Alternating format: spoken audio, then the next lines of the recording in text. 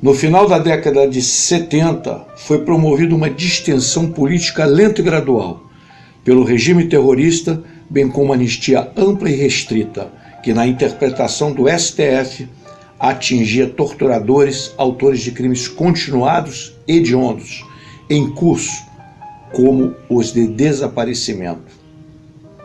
Mais uma vez, como na década de 1960, um plano de estrategistas estrangeiros, como o que descambou no golpe inicial de 1964, por aqui coordenado, entre outros, por Golbery Couto e Silva, ex-estudante de informações, 1944, Fort Leavenworth, Estados Unidos. Hoje, os resultados disso falam por si à nossa volta. Com Bolsonaro presidente após estranha facada, o país falido, o Estado disfuncional, deficitário, degringolado, forças militares mal armadas. Que futuro pode vislumbrar-se para um país um dia chamado de país do futuro, hoje ridicularizado como eterno país do futuro? No conjunto, temos hoje no Brasil demagogia, populismo, mas ausência de objetivos de conciliação nacional, o aumento da popularidade presidencial com a conquista do apoio da maioria do povo brasileiro. Jamais o Império auxiliou de fato qualquer povo ou país fora demagogia evidente, como jogar sobras de alimentos ou leite. Basta ver o que fizeram na América Latina, Síria, Timor ou Kosovo e dezenas de países. Sonhar com independência na situação brasileira atual é sonho de uma noite de verão, como se diz. Basta ver a atual independência e soberania do Brasil, que sequer pode abastecer de petróleo embarcações iranianas, com exportações brasileiras ancoradas em águas nacionais. Vive o país hoje um meio caminho rumo a uma dessas situações: soberania e independência ou esfacelamento e integração ao Império Americano. A maioria do povo brasileiro já está sentindo na pele sintomas da doença chamada esfacelamento nacional, diagnosticada há décadas. Ela está em curso e pode ser vista, além de em mortes, em depressões, esquizofrenias, ansiedades, diabetes, pressão alta, acidentes evitáveis, IPTUs impagáveis, lojas e negócios fechados, etc. Em suma, a crise aguda repercute em cada um de nós e em nossas famílias. Vocês bem sabem do que se trata e precisarão decidir para onde iremos, afinal.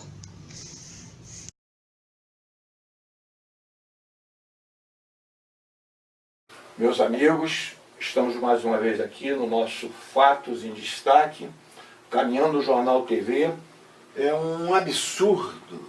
Nós vemos um general de 4 estrelas, último posto da hierarquia militar do Exército, General Ramos, que larga um comando de exército ativo para ser ministro da Secretaria de Governo de Bolsonaro. E que preciosidade este general vai dizer, referindo-se ao trabalho, à preocupação do Exército. O Exército não está preocupado com coisas, ele está preocupado com o território nacional.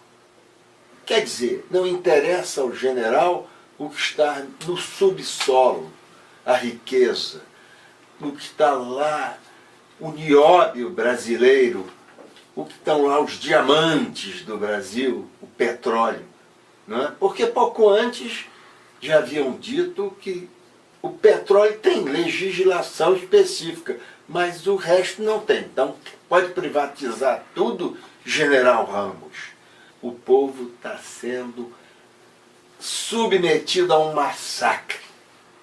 Está morrendo à míngua, desempregado, com fome, miséria. Faz-me lembrar um verso de Castro Alves, olhando para a bandeira do Brasil. Antes tivessem roto na batalha, tu que servires a um povo de mortalha. Eu gostaria então de compartilhar com vocês, né, no meu fato em destaque, o que eu achei assim importante. Ele tem até a frase "animal não é coisa", e essa frase foi apelidada, né?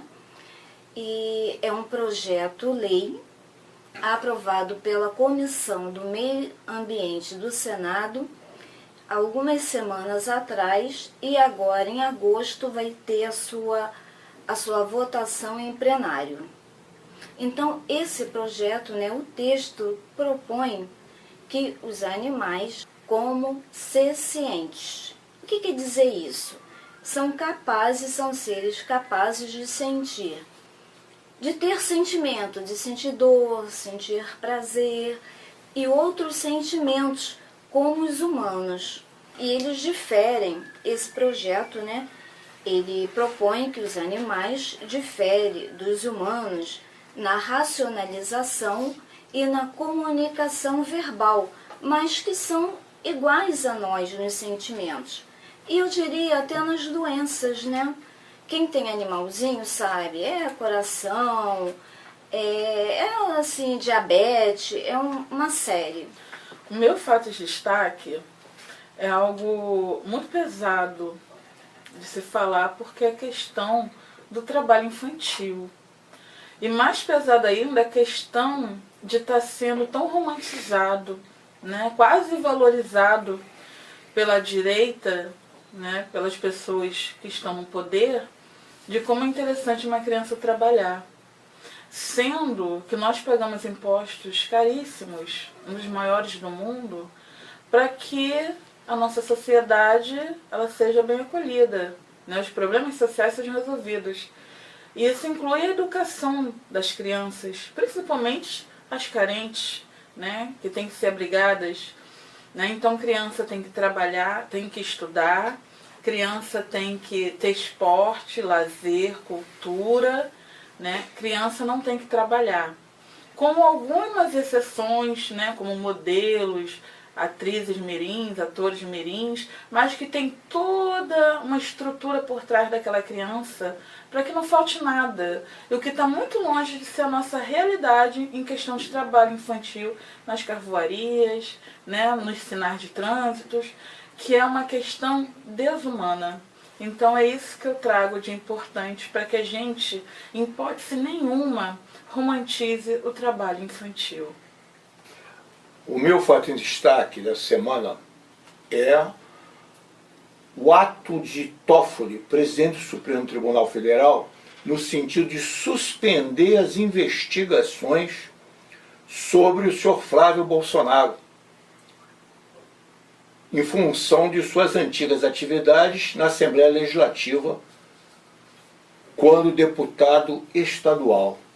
Toffoli acedeu a um pedido da defesa de Bolsonaro, filho do outro Bolsonaro presidente, e fez a suspensão dessas investigações, dados bancários dele, que teriam agora que ter autorização da Justiça, atingindo uma série de outros casos, além do específico de Flávio Bolsonaro. Essa é mais uma expressão do estado de exceção em que vivemos. Um estado de exceção informal e implícito, em que decisões são tomadas à custa de interpretações duvidosas e eventuais suspensões de aplicação de normas jurídicas. Eu lembro a todos que Paulo Napoleão da Silva, em livro de 1988, há décadas, portanto, já se referia a isso sobre o judiciário brasileiro. Ou seja, a utilização de interpretações duvidosas é antigo, só que, em geral, sendo implícito, hoje está se tornando explícito, evidente, escancarado.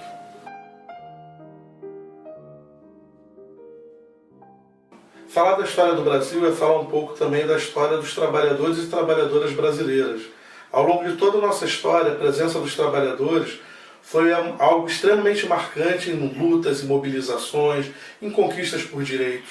E os trabalhadores estiveram presentes em vários momentos dessa história, tanto ocupando ruas, praças, construindo sindicatos, associações, entidades, como inclusive também ocupando espaço dentro do parlamento, ocupando os espaços institucionais.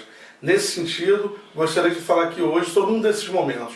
No caso, o governo do João Goulart, que tinha sido eleito vice-presidente do Brasil e acabou assumindo como presidente após a renúncia de Jânio Quadros. João Goulart, conhecido como Jango, já enfrentou a primeira batalha somente para poder assumir o seu governo.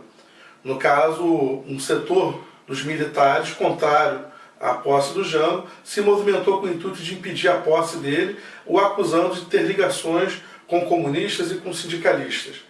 A partir de uma grande mobilização nacional, o Jango assume a presidência e começa, a partir de então, a implementar um conjunto de reformas, as chamadas reformas de base. Eram propostas que apresentavam um modelo diferente de Brasil. Um modelo de Brasil voltado aos interesses da grande maioria da população. Eram reformas de base que procuravam instaurar uma reforma agrária, de fato, no país. Regular remessas de lucro para o exterior.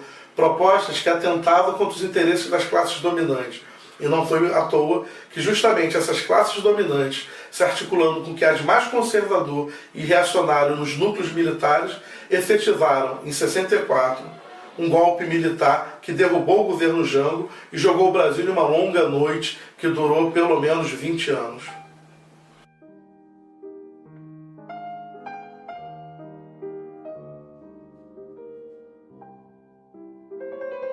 Hoje quero falar de Sérgio Reis, que começou a sua carreira artística com a música Coração de Papel na época da Jovem Guarda. Fez muito sucesso, mas foi para a música sertaneja e com a música O Menino da Porteira se deslanchou e tem uma carreira brilhante por todo o Brasil até hoje. Um grande artista, um grande amigo, uma pessoa de um coração enorme.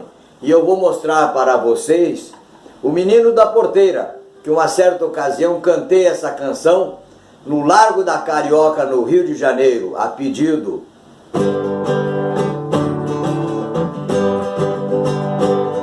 Toda vez que eu viajava pela estrada de Ouro Fino, de longe eu avistava a figura de um menino que corria, abria a porteira, depois vinha me pedindo: toque o berrante, seu moço, que é pra eu ficar ouvindo. Quando a boiada passava, que a poeira ia baixando, eu jogava uma moeda e ele saía pulando. Obrigado, boiadeiro, que Deus tá lhe acompanhando, pra aquele sertão afora meu berrante ia tocando.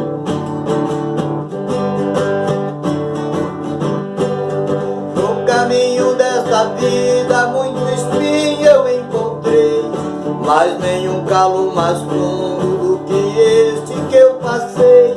Na minha viagem de volta qualquer coisa eu cismei, vendo a porteira fechada e o menino não avistei. Apiei no meu cavalo no ranchinho, no beira-chão, vi uma mulher chorando, fui saber qual a razão. Boiadeiro veio tarde, veja a cruz no estradão. Quem matou o meu filhinho foi um boi sem coração.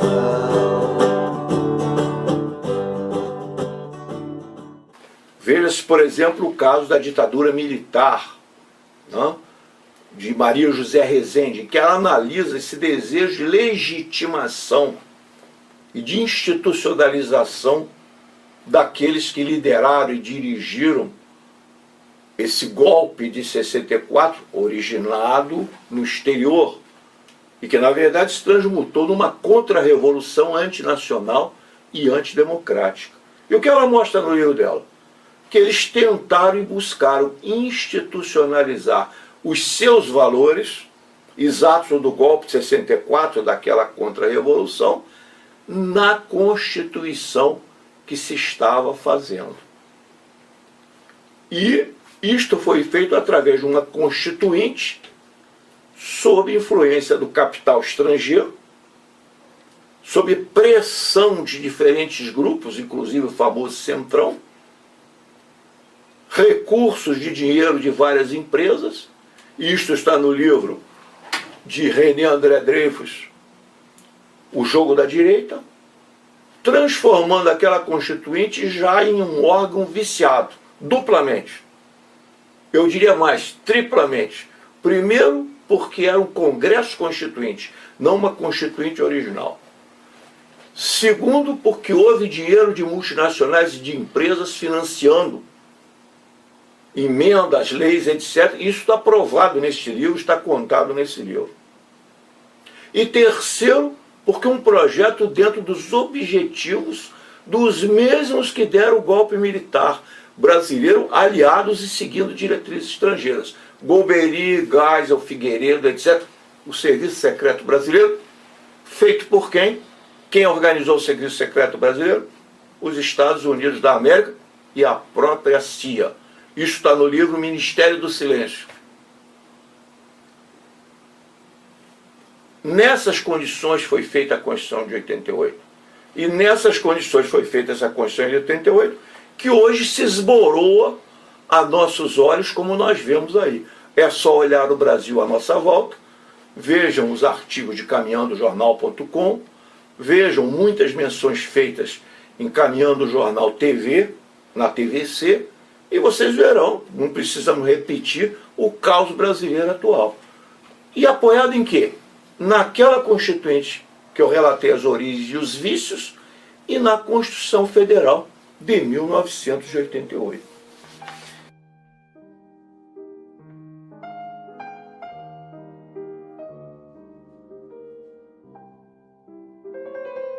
Hoje estou aqui para falar com vocês a respeito do medo. O medo, ele é estruturante, ele é instintivo e ele faz parte da nossa psique. Contudo, o medo, ele tem tomado um tamanho apavorante. Nós não estamos mais aguentando viver com medo. O que é o dano?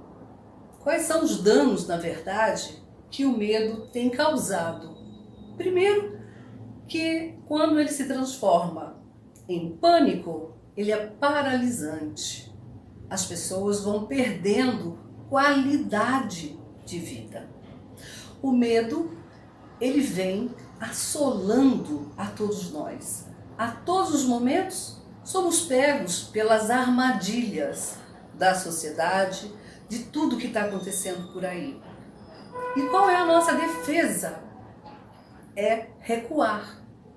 Recuar diante das ameaças. O medo faz com que fiquemos paralisados. O medo faz com que vamos perdendo a nossa qualidade de vida, os nossos direitos de ir e vir. Nós estamos com medo. E o que o poder público, o que o prefeito, o que o governador tem feito para o povo que votou neles, que elegeu? Cadê todas as promessas? Essas promessas foram vazias porque eles não conseguem dar conta. Quiçá, eles também têm medo. A gente tem que pensar sobre isso. Vamos pensar. Vamos ganhar voz. Vamos usar da nossa voz para fazer alguma coisa. Vamos pensar juntos. Quem sabe a gente faz um movimento para que o poder público se mexa.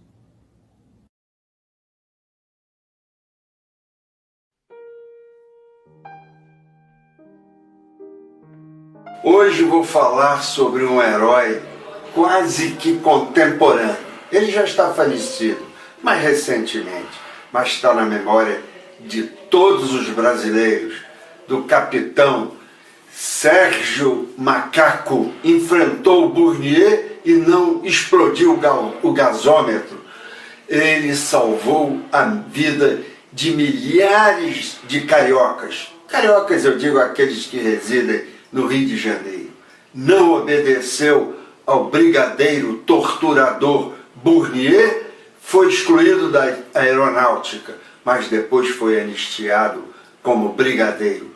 Brigadeiro Sérgio Miranda, Sérgio Macaco. As nossas homenagens.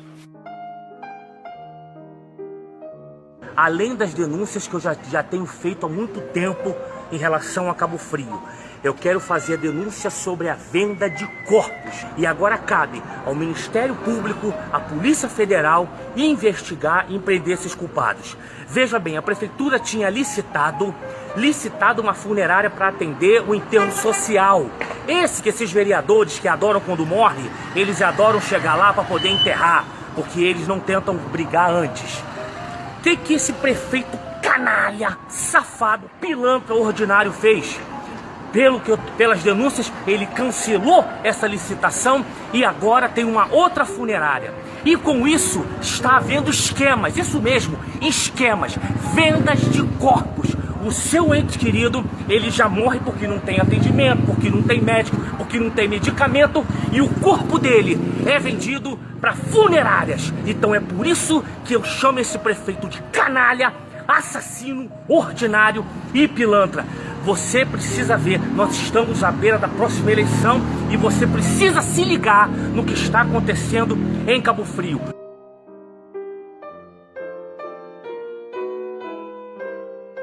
Duda, qual é a sua dica das dicas? Muito importante a dica das dicas. Marcha das feministas, das mulheres pretas, em julho, né, na parada ali na altura da rua Silveira Martins. Então, muito importante todo mundo participar, e não só meninas, viu? Homens também são muito bem-vindos, pelos direitos iguais. Celeste, qual é a sua dica? Obrigada, Duda. Hoje, a minha dica é como você está higienizando a sua buchinha, né? Essa é uma buchinha que é usada na cozinha, na limpeza do dia a dia. E nós sabemos que esse tipo aqui de bucha, desse material, ele abriga várias bactérias. Por quê? Porque a gente usa no fogão, usa para lavar louça, usa para limpar um eletrodoméstico, ela acaba ficando úmida, então ela acaba ficando com bactérias. Então a sugestão é a seguinte, uma das sugestões, né, é você terminou a sua loucinha, você pega o papel toalha, tá? Você pega o papelzinho toalha, dobra ela, cobre ela assim, coloca o Perex embaixo e você vai colocar no micro-ondas durante 2 minutos. Ou você ferver uma água e também deixar ela fervendo, ali dentro durante 2 minutos. Então, gente, você tá higienizando, limpando a sua bucha. E quando você deve fazer isso? De preferência todos os dias, mas também você não pode ficar com ela toda a vida, né? A recomendação é que você troque ela a cada 7 dias. Bolívar, qual a sua dica? Existiram bons generais, como Nelson Werneck Sodré. Formação Histórica do Brasil, um livro escrito por este historiador, é importante para termos uma noção muito clara do que foi a trajetória, a formação do nosso Brasil. Mas ele tem outros bons livros, História Militar do Brasil, Formação de um Soldado, Introdução à Revolução Brasileira. É uma boa leitura. Leiam Nelson Werneck Sodré. Mauro, qual sua dica? A minha dica das dicas hoje é primeiro lembrar a morte do sociólogo Chico de Oliveira, uma grande figura da política brasileira, fundador do PT, com vários trabalhos. E mencionar o livro dele, O Ornitorrinco, que ele retratava como uma das faces ou um resumo do Brasil. Seria um animal esdrúxulo, que vivia nas selvas da Austrália, etc. O ornitorrinco. Ler esse livro dele, que talvez vocês encontrem na internet gratuitamente em algumas dessas empresas que reproduzem livros.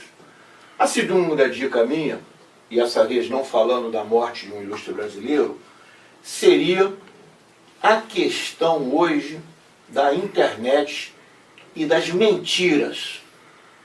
Nós estamos, como diz Manuel Castells e outros, no mundo da mentira, inclusive o nosso editorial também. E o que ocorre hoje? Nesse mundo da mentira tem sua origem fundamental no Império Americano, que não tem o menor interesse em ser desnudado nem que haja verdade. Então hoje nós temos uma origem da mentira no Império Americano que vai se reproduzir na mídia tradicional dele, essa mídia, Rede Globo, Rede não sei o que e tal. Então há que duvidar dessa mídia, procurar checar essas notícias na internet, procurar checar essas notícias em sites mais simples da internet, porque muitos estão ligados a essas redes, porque a notícia falsa é o primeiro passo no caminho do totalitarismo, como diz Castells, e ele tem razão. E aqui finalizamos o nosso programa com mais uma surpresa para vocês, e uma surpresa que eu entendo agradável. Madureira Station, Estação Madureira, Estação Formosa, de versos e prosas. Mas aí, né, tá ligado, isso aqui não é essa maravilha. É a polícia invadindo, é o traçante no escuro, é o sangue estampado no muro. Criança se prostituindo, armadilha do vício, carência de estudo, é o menor, é o vício, que agora se chama cracudo, destino que nenhuma mãe quis para um filho. Mas desce mais uma que hoje é domingo e eu quero esquecer. Amanhã começa a luta e eu sei que Madureira é terra de gente que luta. Débora África.